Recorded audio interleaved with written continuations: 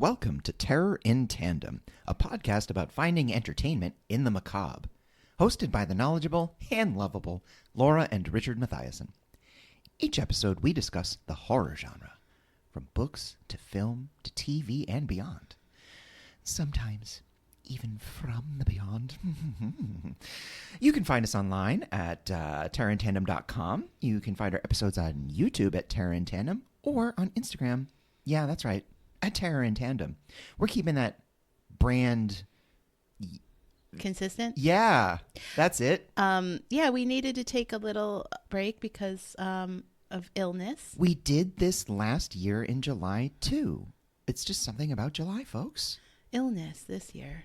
Illness. But you can still tell that my co-host is got a little frog in his throat. I've got An a little evil toad demon in my butt.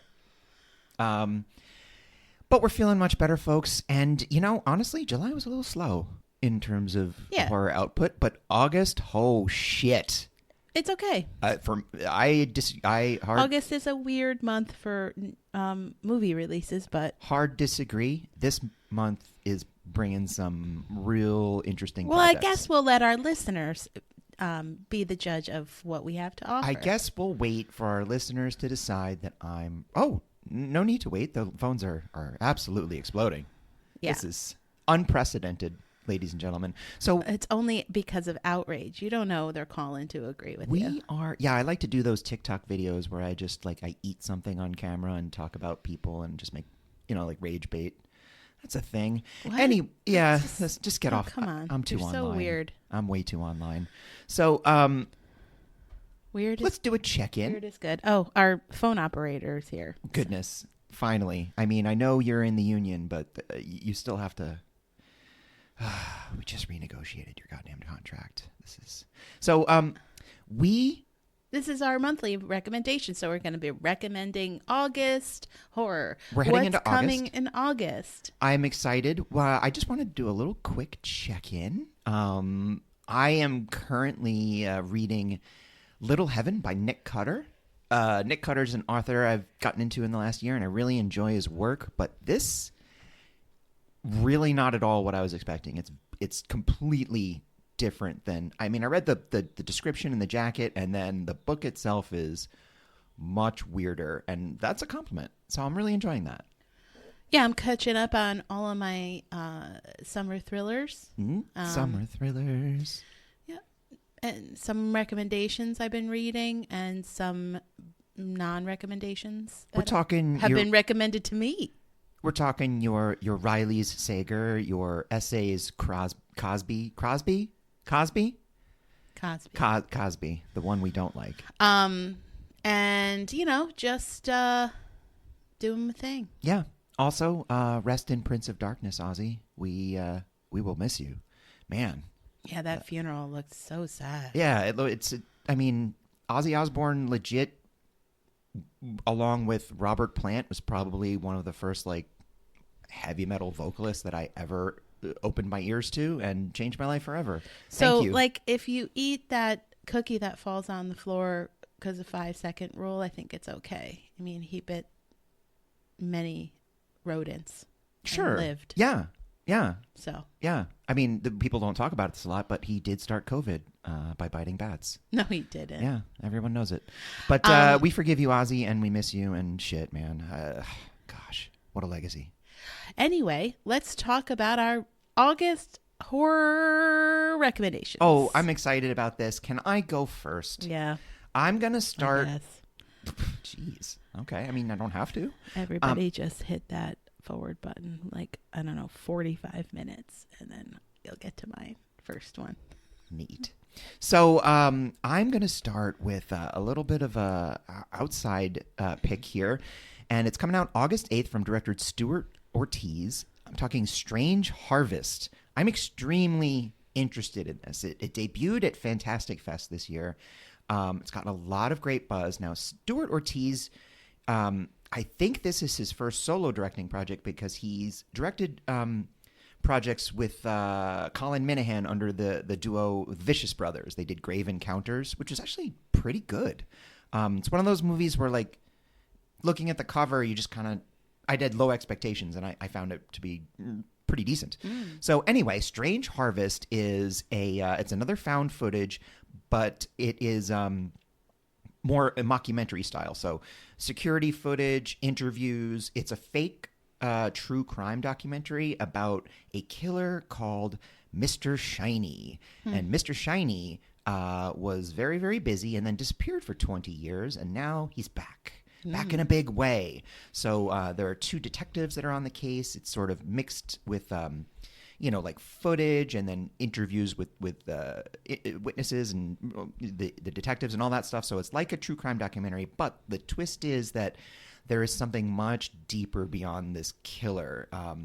I don't know a lot because I've been kind of avoiding information, but what I've heard from reviews is it takes a twist into cosmic horror. Wow. Yes. My favorite. So a serial killer mockumentary that found footage that goes like hard into a cosmic twist. Yes. Wow. It's been getting a lot of great buzz, specifically around the special effects and grisly kills. I'm hearing it's pretty gory, and I'm very, very excited. So, You sick fuck. I know this is like a low-key sleeper hit. It's coming out August 8th. This is the kind of movie that I really look forward to. Something that is, you can make the argument there's nothing original, and sure, but it's not so much. It's really how you tell the story, how you construct something. This seems to be taking a few different things that I enjoy and putting them together in a way I haven't really seen a lot of before. So I have really high hopes for this one, and that is Strange Harvest. Kind of makes me think of that the song "Strange Fruit" by Billie Holiday, which is really dark and scary. I don't think it has the same sort of connotation, but I don't know, harvest, fruit, food, and then the weirdness. And anytime someone uses the word harvest in connection with a serial killer, it's very dark. So Strange Harvest. Yeah. Wow. I am slightly interested in that one. Serial killer. Honestly, slightly interested is as good as I usually get with my recommendations for you. Not true. Sometimes you take them, the ones I want. My first recommendation is something that you probably wanted to recommend, which is another film called Weapons. Yes. This comes out August 8th, and it's written and directed by Zach Krieger, who created the 2022 film Barbarian. He has said he likes the one-word titles that may or may not have anything to do with the film itself. It's like a hook. Also founding member of one of my very favorite comedy sketch shows ever, The Whitest Kids You Know. Oh, R.I.P. Trevor Moore. We miss you. He also, with his buddies, did the original score of this film, actually. Nice. It's starring Julia Garner, Josh Brolin, and Benedict Wong. That's a great cast.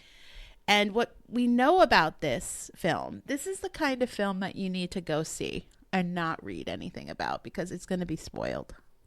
It has 100% on Rotten Tomatoes right now, so it's getting like great critical response. That's a fresh tomato. So what we know about it is that Julia Garner plays a teacher who, like all but one child from her class in this small town vanish at the same exact time one night, and the community basically goes bonkers on each other trying to figure out what happened, and she's being blamed. Really? They don't calmly come together in solidarity and try to figure out a mutual problem that's affecting all of them? Josh Brolin is like the angry dad of one of the Lost Boys, and Benedict Wong plays the school administrator. Alden Ehrenreich is also in this film. And Alden Ehrenreich. Alden Ehrenreich. Yeah, he's great. He was in Ironheart and Solo. Yeah, I really like him. He's a cop in this film. So, good cast. And as with Barbarian, Krieger wanted this film to kind of get people to the theater. And Barbarian didn't have a very clean launch because he's really kind of unknown and it wasn't as well thought out. But Weapons does. Weapons, teaser and minimal their marketing details. Campaign's been great. Yeah. Taking a page out of the I'd say the marketing campaign reminds me of Neon's campaigns for Osgood Perkins films. Or the Blair Witch. Yeah, just minimal, viral, kind of curious and intriguing. Yeah. But he said of this film, compared to Barbarian, because of course people are going to be like, can he follow up the success? He said, 2 people checking into a double book Airbnb is fine, but I feel like the question of weapons is a bit more of a better hook.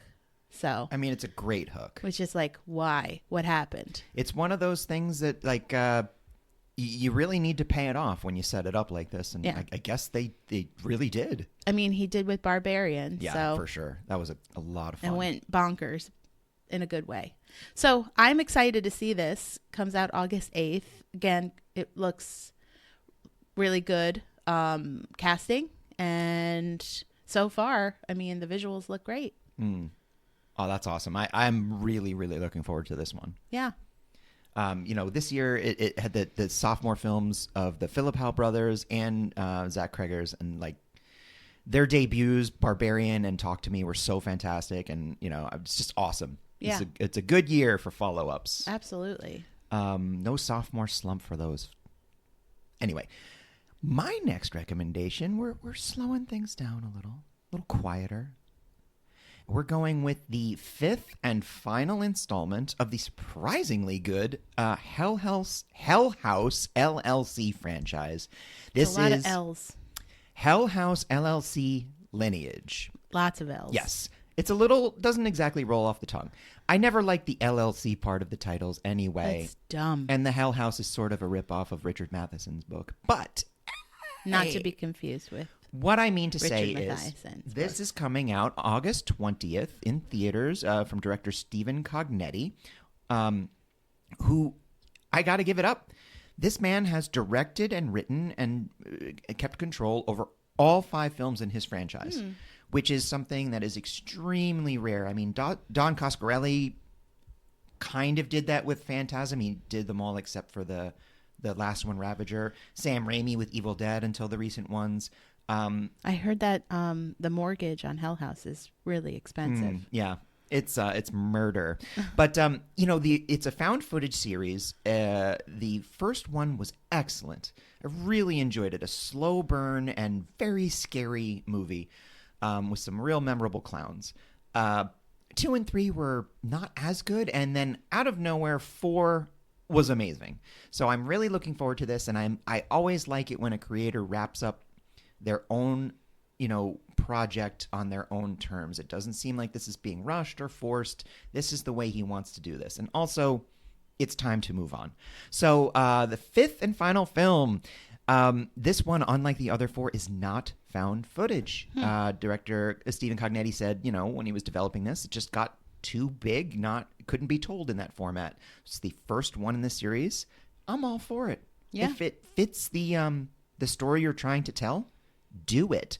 So this is, I'm just going to say, now the Hell House LLC, it started off basically with like a group of people trying to open up an extreme haunted house in an actual haunted house, the Abaddon Hotel. By the way, don't stay in a place called Abaddon, the Hebrew word for destroyer. It goes terribly. The opening night goes pretty wrong, and then the second and third movies, it's a little bit of a rehash. The 4th movie goes into the sort of origins of the ghosts that are fucking that place up, and then this one is just going to tie a bow on it, I hope, but not too neatly. I don't know. I am looking forward to this because it's kind of low stakes. The movies have all been really enjoyable, and I'm interested to see what Stephen Cognetti does outside of the found footage format with this story, and I hope he wraps it up in a way that allows him to move on to something new. Yeah, and cool. I was going to say, maybe he'll do something new next. Yeah, I'd really like to see another idea from this guy. All respect for really having a singular vision for this franchise, and good in the film industry, that is almost impossible. So I'm really looking forward to this. August 20th, Hell House LLC : Lineage. Wow, lots of long titles. Yeah, it's like a Zack Snyder movie with all the fucking subtitles, but whatever.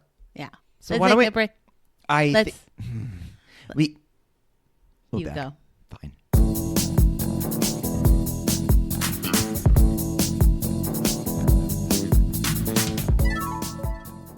The world's a scary place. It only makes sense you'd want to keep your loved ones safe by slowly poisoning them just above the threshold of death. But the tricky part has always been finding the right dosage. You want to keep your precious darlings weak enough to need you, but not so weak you can't have a social life too. Don't get me started on overdoses. What a mess. Well, to all you concerned moms and totally normal boyfriends out there, have I got a wonderful product for you. Introducing Munchausen by Proxybox, a home meal delivery kit guaranteed to keep your charges physically weak enough to never escape your loving home fortress. Each Munchausen by Proxybox comes with a delicious pre-planned meal designed by our team of Sarin gastronomers to delight the taste buds and crush the human spirit. Choose from an assortment of meals, from our classic chicken a la strychnine to our gluten-free pesticide platter. Don't take a chance that your loved ones will venture out into the world and get hurt, or worse, decide they don't need you anymore. Keep them close and compliant, without the hassle or worry of looky-loos at the grocery store. Order Munchausen by Proxybox today and get a free window sealing kit that neighbors won't notice. This is a fake ad for a fake product on a horror-themed podcast. We do not condone nor endorse poisoning people because you are literally unlovable. Seamless transition. Yeah, we're so good at it. Okay, mine's next. 100 and somethings, and we're good. Now I go into the book portion of What? my recommendations. We do those? So my next recommendation is a book, and it is called Lucky Day by Chuck Tingle, and it comes out August 12th. And I've talked about Chuck Tingle before. He wrote Bury Your Gaze, and it was a very successful book of last year. I think it won the Bram Stoker Award. Ooh. He also wrote Camp Damascus. But he started out writing niche gay erotica, like Space Raptor Butt Trilogy. Oh, I've heard of this. Through Yes. Tor Nightfire. This is the I've As heard of this Tor guy. Nightfire. The author who used to do the like crazy, interspecies erotica and now is doing serious work and is Serious horror, amazing, I've heard bonkers he's work. excellent. Yeah, because he combines emotional, like heart and like real soul of the characters God, with I love that. horror. I love me a Renaissance man Yeah. who can do tentacle porn and straight horror. He Or also queer horror. is often seen wearing a pink mask that has "Love is Real" written on it to maintain his privacy and his neurodivergence. Wow. Because it helps him with his sensory issues. So he that's- doesn't have to make eye contact with people in public, and he can maintain his anonymity because of, Yeah. his other niche writing. That reminds me, Jesse Eisenberg, I think, gave an interview recently where he talked about how ridiculous it is to take like introverted theater kids who just want to act and make them into like cool celebrities. The pressure. Yeah, he talked about that through the whole press tour of A Real Pain. That's the thing is, these actors that the publicists have all convinced us are like cool dudes. They're dorks, Yeah, man. they just want to stay home. Yeah, like they're theater nerds. I mean, listen to Larry David. He doesn't want to go to your wedding. Yeah, like the quote unquote celebrities usually aren't that great actors, and the really good actors like Daniel Day-Lewis don't do No, the celebrity exactly. shit. So anyway, So this book, Lucky Day, first of all, you should look at the cover. It's incredible. As was Bury Your Gaze. Just has very like thematic visuals. So this is about a disaster that's later known as the low probability event.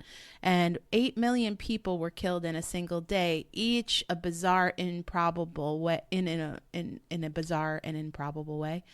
One person was strangled by balloon ropes. Someone was torn to pieces by exploding manhole covers. Another person was attacked by a chimpanzee wielding a typewriter. So lots of crazy, weird, unlucky deaths. But it happened to 8 million people. The story follows the protagonist, Vera, She's a former statistics professor who's trying to make sense of what happened, and an FBI agent enlists her help to find out how a lucky Vegas casino's success is tied to these deaths. So it's being called a Poker Face meets Contagion. I could not be more interested in this book. I think it sounds nuts, but in the best way possible.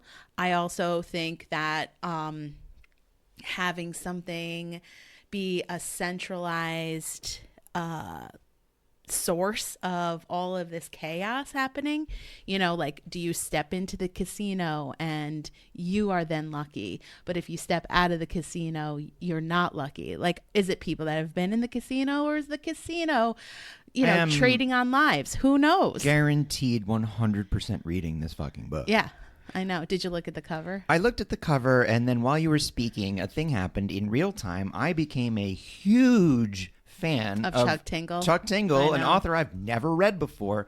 When I found his book, which is an erotic, described as an erotic tale of sizzling human on gay action, including things I won't say.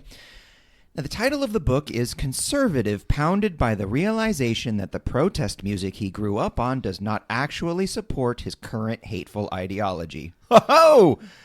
Oh, it's like Paul Ryan working out to Rage Against the Machine and just not understanding what the words mean. Chuck? Yeah, sir? He's quite a character. You've got a new fan in me, sir. Well, I have Bury Your Gays on hold at the library because it's Gays. Yeah. I should mention that's the play on words. I've been wanting to read it for a while, and it's my summer of thrilling. So I am going to read it. And then when this book comes out, I am 100% going to read this. I think this is going to be amazing. I'm going to read the book series about closeted conservatives realizing that they can have more fun. So Lucky Day coming out August 12th. Oh, these book covers are great too. Oh, man. I know. That's a lot of beef. All right. Chuck Tingle, wow. Don't forget, his alternate erotica, gay erotica, is Tor Nightfire. What do you mean, don't forget? It's all I've been thinking about. Rarely have I been so excited for a recommendation made by either of us on this podcast. So that was good. That was good. I'm Chuck Tingle. Just Chuck Tingle. God damn. I'm a fan. I'm a fan. So my last one is, folks. Folks, I'm really looking forward to this one. It is Alien Earth, the 8-episode, hopefully show. First season, coming on Hulu and FX, I guess, August 12th. Now, I want to just specify that this is the only cool thing happening on August 12th. It's the only good thing happening that day. Come on, don't be rude. I am really excited for Alien Earth. Don't be rude. I am really excited for Alien Earth. Raylan Givens. Because it's being brought to us by Noah Hawley. Now, Noah Hawley is a novelist. He's a showrunner. He's done Fargo, and I'm a big fan of Noah Hawley. Same. More importantly, for this show, he did Legion with Dan Stevens and Gene Smart. I'm a big fan of Dan Stevens. So Legion was, 3 seasons, and also Aubrey Plaza was incredible on that show. It was 3 seasons about, Legion, Charles Xavier's son in the X-Men comics, like the most powerful mutant who's also has multiple personality disorder. But in the show, they didn't mention X-Men, they didn't mention Xavier, none of that shit. It was just a wild, weird, psychedelic trip. It was one of the greatest superhero shows that was not about superheroes. So Alien Earth, it takes place on Earth. Now, it actually, in the timeline of the very convoluted fucking timeline of this franchise, this takes place, I think, before the first Alien movie. Yes, it's a prequel. So in this one, we all know the Weyland-Yutani Corporation. That's the evil company from the movies. They have created human synthetic hybrids. So, remember from the Alien movies, you had the synthetics like Ash and Bishop, but this one is a little different because it has a human consciousness. So Sydney Chandler plays Wendy, who is the first of these. Now, she was a child who was dying and had her mind transferred into this synthetic body of a grown woman. So that's going to be a really interesting dynamic. Now, a science ship that was in orbit around Earth crashes on the planet, and apparently it was carrying 5 of the most deadly alien species ever discovered. Ruh-roh. One of those, I'm guessing, is a xenomorph. So the company sends in a bunch of these human synthetic hybrid soldiers, and Timothy Olyphant as Kirsch, a real weird looking evil scientist type. He's got like blonde eyebrows. He's right? got super bleached white hair and eyebrows. He looks fucking awesome. And I love Timothy Olyphant. Timothy Olyphant is good in everything, but also when you see him on like Conan, Oh, he's so funny. he's so funny and I like think he's like really liked as a person. yeah, he did this whole thing where he hates method actors, and he just took down Jim Carrey for like being a complete scumbag on the set of Man in the Moon, and it's like it's really awesome. He's such a talented actor, and I do like anybody who points out that you don't have to be an actual psycho creep in order to act. Well, I guess he and Noah Hawley, when they're doing press, he's been asked like what his process is, and he's like, I don't know, I just memorize the lines and show up. Yeah. And Noah Hawley's like, yeah, he does. Yeah, he acts. It's a job. Yeah. Like when I worked in TV, behind the camera, it's 99% regular people showing up for work, and then like 1 or 2 outsized egos that just get rewarded for being morons. They attract the attention. But I really admire an actor that just understands that they are going to work every day. So anyway, speaking of which, want to mention the incredible Essie Davis is also in this cast from The Babadook. Wonderful actor. Nice. So yes. Now, this is the first Alien show to take project at all to take place on planet Earth. Quite famously, the original script for Alien 3, written by William Gibson, was supposed to take place on Earth, but that got very, very changed by Fox. They did promise that they were going to Earth at the end of Alien Resurrection. I remember Ron Perlman saying, like, oh, no, that shithole. But that was like 500 years in the future or something. So this is Earth in our, like, not too distant future.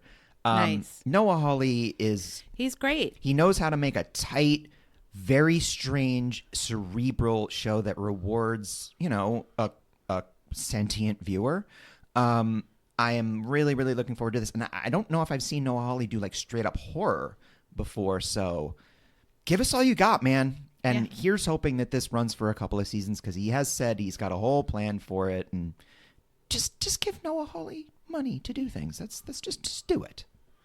Well, there is a very loud crow cawing outside, which is perfect timing for my next recommendation, which is a collection of short stories called The End of the World as We Know It, New Tales of Stephen King's The Stand. Yeah, I can't believe this is happening. I know. What an incredibly weird thing to happen like 35 years later. And it's coming out August 19th, and this is a collection of short stories all set during and after the events of The Stand. You know what this in means, the Kingiverse.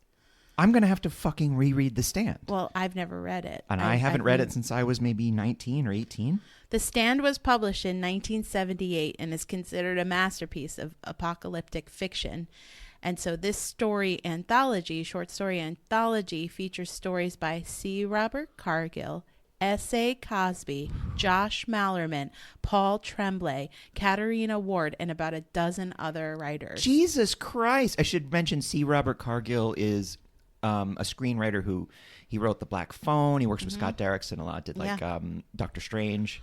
And I all the other people I've mentioned on all of They're these all podcasts. They're like my favorites. Yeah. I mean, that's creme de la creme right there. The introduction is written by Stephen King himself, and a foreword is written by Christopher Golden, who did All Hallows and The House of Last Resort, and also he edited this collection. Yes. So, I mean, yes. Absurd. I will need to read a 1,200 page book before reading this, probably Let me rephrase that 1,000-page for you. collection of You get to read it. this 1,000-page collection of Is short that how stories. long it is? I don't know. 1,000 There's- pages of short stories seems pretty long. There's like a dozen writers, though. My gosh. I mean, I don't know. Check how many pages there are. Probably 600 would be my guess. Mm-hmm.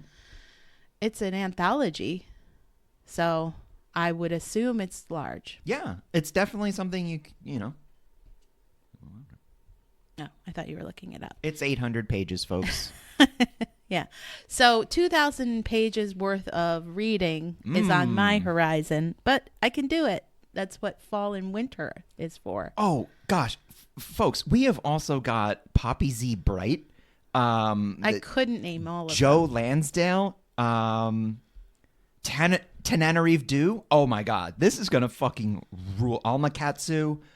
So if Wow. you want to know, like, if you've heard us mention Josh Mallerman, Paul Tremblay, S.A. Cosby, all the other folks that Richard just mentioned, and you're like, oh, I don't know if I want to commit to a full book. This is how you do it. This is how you kind of get a sample of their writing. But also, I think it probably will benefit you if you've already read The Stand to read these. But I'm sure you don't have to. You probably don't have to read them in order to know. I think you should read The Stand first. Obviously. Yeah, But no. I'm not going to make people read The Stand. I don't know what a collection of short stories about the characters of that novel would do for you if you haven't read the novel. Yeah. Well, But go for it. anyway, so that is a collection of, Oh man. short stories by some really incredible writers. The End of the World as We Know It, New Tales of Stephen King's The Stand, coming out August 19th. 6 o'clock TV hour. Sorry. Well, that is awesome. August is jam freaking packed, which is good because it's hot as hell. And while you are burning, LLC. while you were in your hot as hell house, LLC, limited liability corporation hell, you can watch these things and get even hotter, folks. We're pushing it. We're gonna get a nice a wet bubble. Oh, going. boy. This has gone off the Gonna rails. stew in that humidity. I think you've been reading too much Tor Night. Oh yeah, I've been reading a lot of Cthulhu porn. Yeah. Yeah, it's driving me insane, but also in a horny way. Oh, gross. Anyway, yeah, enjoy August. We are coming back with a whole new slate of episodes for you in the coming weeks. So we hope you enjoy. And Break's over, we'll see folks. you next time. Bye.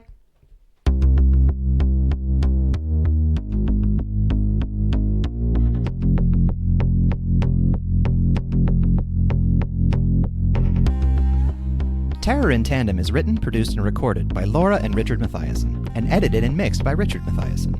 Our theme was written and performed by Carrie Denver, and all other music was written and performed by David Suspanic.